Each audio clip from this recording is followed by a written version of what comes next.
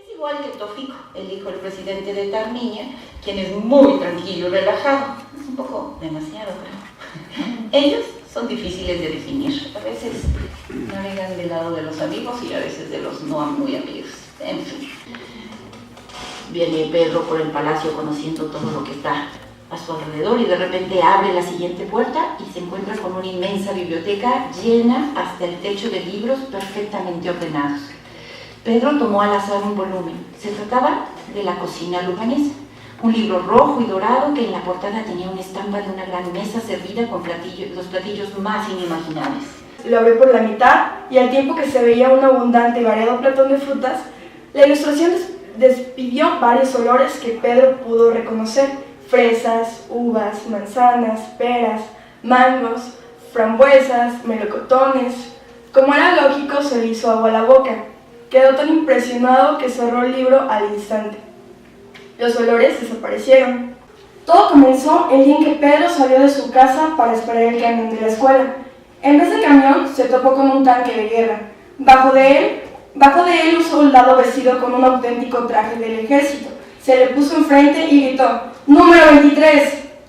Y así es como inicia la aventura para Pedro, que lo llevará a cumplir una misión donde tendrá que hacerse pasar por el hijo de un presidente, para entrar en una competencia de 7 días, en una lejana isla llamada Lugano, donde afrontará extrañas y diversas pruebas junto con otros 9 chicos, que con ideas ingeniosas, artilugios modernos o con trampas darán todo de sí para obtener el gran premio.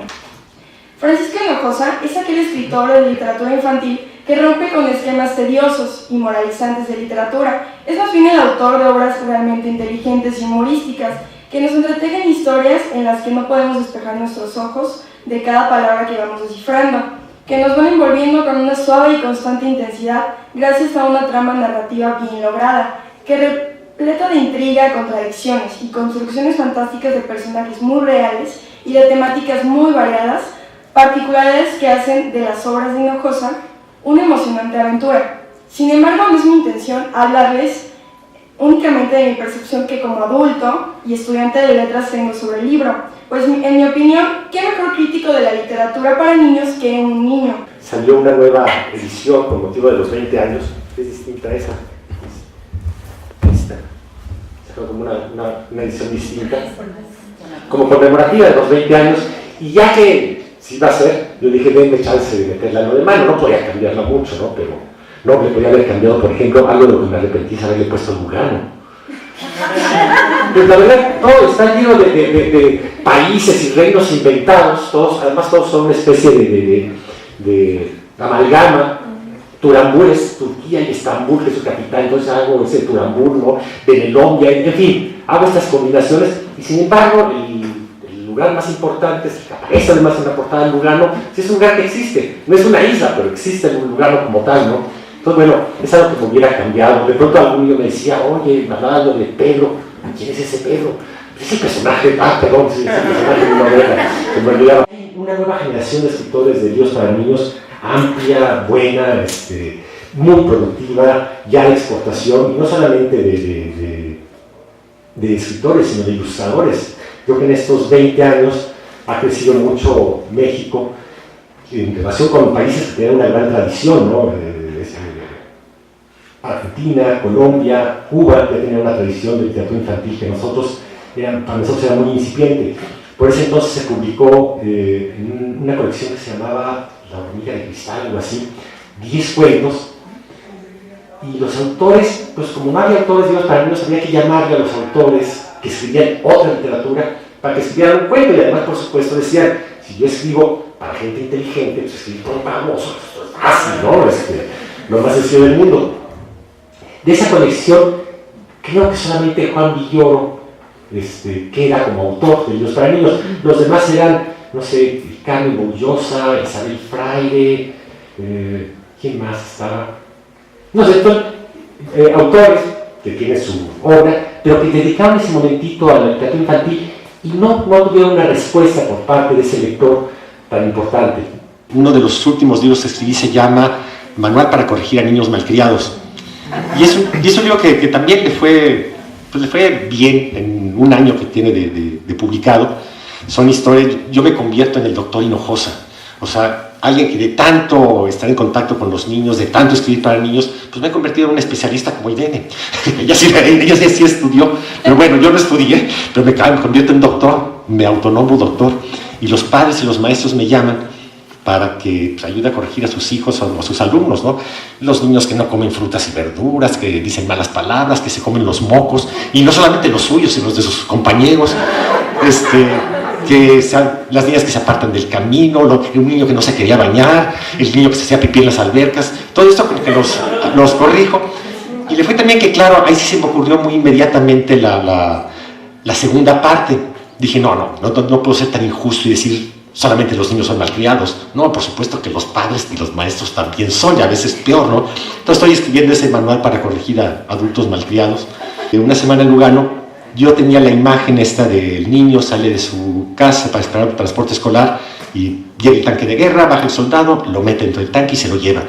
Con esa imagen estuve pues varios meses, y claro, el tiempo apremiaba, ya se necesitaba hacer la entrega a la editorial, entonces decidí irme a una casa en la montaña, sin teléfono, nada, sin compañía, y dije, voy a echarme una semana en ese lugar para terminar una semana en Lugano.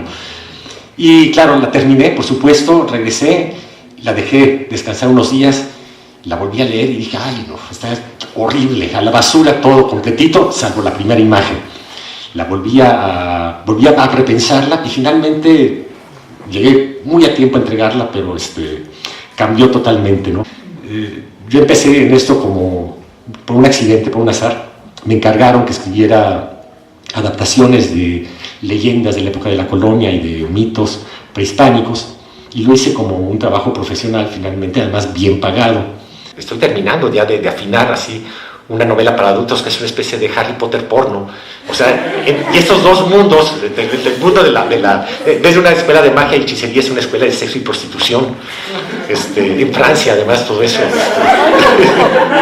Entonces, pasar de eso a escribir la historia de un niño que reprobó 5º año de primaria y como consecuencia sus papás, ¿quién cree que reprobó 5º de primaria? Yo. Y ese niño como consecuencia sus papás le quitan la computadora y el niño, bueno, sí le gustaba jugar con jueguitos de la computadora, pero lo peor de todo es que tenía una amiga en Mazatlán por Facebook.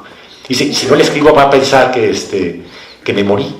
Y su mamá le dice, pues escríbele cartas. Un maestro en Chiapas decidió montar la peor señora del mundo en títeres, en teatro, y convocó a los niños actores y también a miembros de la comunidad, eso era en lengua tzotzil, y antes de representarla dijeron, vamos a discutir, vamos a leer la obra y vamos a repensarla, ¿no?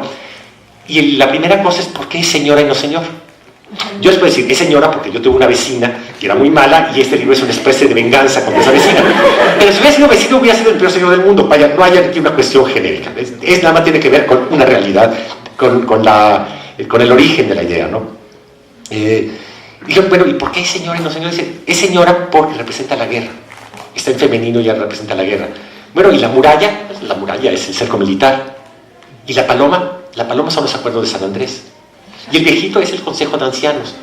Le dio una interpretación zapatista a un libro escrito antes del movimiento zapatista. O sea, dos premoniciones así, una que yo nunca supe que iba a conocer después a la peor.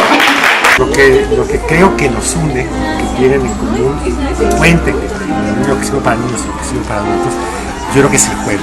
El juego es fundamental, el juego y la risa, ¿no? Creo que son las cosas que lo unen, ¿no? Porque los temas, aunque sí hay un poco de violencia, los temas de todo lo que sirve para adultos está lleno de violencia y de muerte. En cambio de niños, con una dosis menor, pero también hay presencia.